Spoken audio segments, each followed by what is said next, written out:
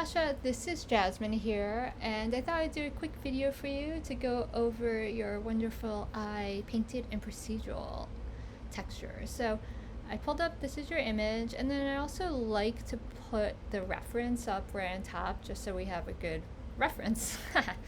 um, and I encourage you to always have your reference up while you're working because it really helps to kind of like work alongside it, and then you can compare really quickly if you're going in the right direction. Even if you're not copying it specifically, it still helps to kind of have your reference there just so you know where you're trying to go is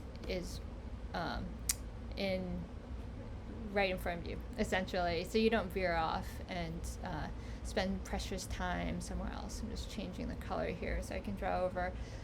So I'm looking at yours, and one, I think it's a huge improvement and you've done a lot of work. I especially like the bottom texture, the base texture, and it's impressive how similar it is between the painted and the procedural. So I think you've done a great job there. And I'm looking at your reference, and the scale is definitely more on point to be around here. One of the biggest things that first came to me when I saw your references and yours is the color. And I'm not sure if this is intentional, but if it's not intentional, then I would definitely look at how the color in your references, the brown is like a lot warmer, almost like to a reddish orange if you look at it. So, and yours is going more a little bit cooler, more about a greenish. I see a lot of green in yours. So one, I would work on kind of matching that color if that's the intention, kind of having more of like an amber type of feel to it. And also, so I'm looking at this, there's also like a little bit more, if I'm using this as a reference, you have room for a little bit more contrast, and actually maybe even this might be a little bit too tight of a scale now that I'm looking at it closely, where I'm looking at, sometimes it's good to look at the negative space, and the negative space here is the dark area, and I want to see that amount of dark area in yours too. So that's one thing I'll say. And so the base area is pretty much there, just that, those two comments with the maybe bringing back the scale just slightly so we can get a little bit more contrast and get a little more contrast in there, and then matching the color so it's a little bit warmer and more amber, similar to your two references. And of course there's room for leeway, like if that's, you can decide, like it doesn't have to match this exactly, I'm just kind of going to, you know, the reference. And going on to the next level, so I like to think of the, especially when you're doing procedurals, in layers, right, because it's essentially layers.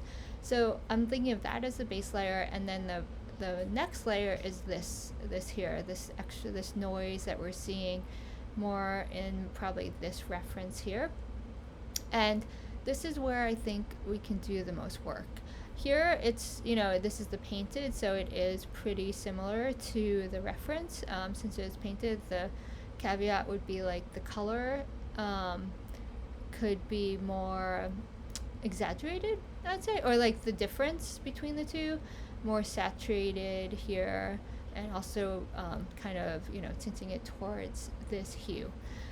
For this one, the procedural, I would definitely kind of bring it back so it doesn't come too close to the pupil as it is now, and condense it. Like there's a lot of holes in here, and we're seeing a lot of transparency through to the next layer. But here, if you think about it here, where I always like to think about it like think of a circle, right? So here is where you're getting a little transparency, but here on the outer ring, it's pretty opaque. Where I only want to really see that next layer here going along the outside.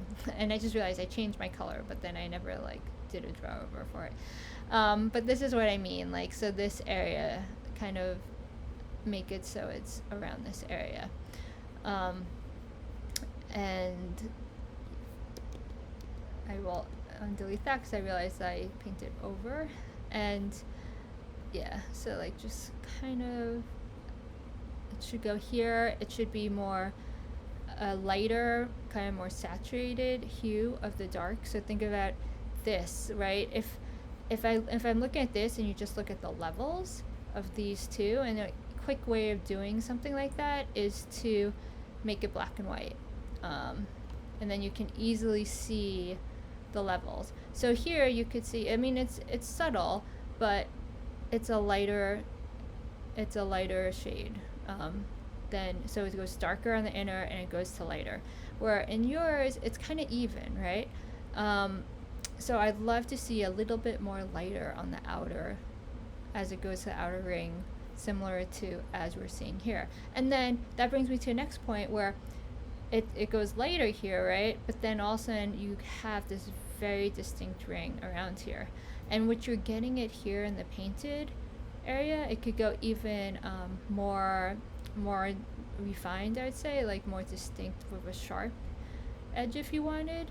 But here, if you notice in the procedural one, we're not seeing that darker ring at all, that kind of span of values. So that are the main things that I would like you to work on. And yeah, overall, I think it's looking great. And just keep on going, and I hope you're learning a lot. I know it's really interesting to go through like painted and procedural. For me, it's really powerful too, to know that you can recreate something that is organic in a procedural way.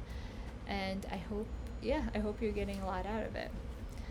So I am going to quickly go to Dana. I know I commented on your post already, but I figured since I was up here doing eye textures, I might as well put yours up here as well. And one, I'm loving the style. I love like the stylized look and the fact that it's so graphic. And this is what I love. Did I mention I love this? I do love this. But how you recreated something where most people would probably be like, how am I going to do that procedurally? You know, actually like positioning these spheres here and everything.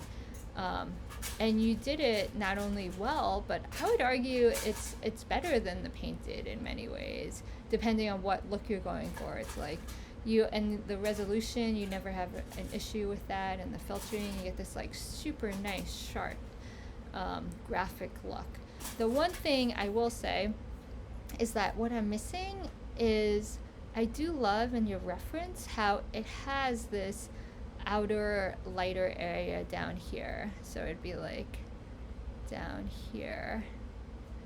And it could be really subtle. It's like, it's more subtle in your painted too, but it does add that value, that nice like focus, and a little bit more interest, gives it a little bit more dimension, even though it's flat. But I would play around, since you know you're in a good spot here. I'd play around and try to kind of see if you can challenge yourself and mimic that here.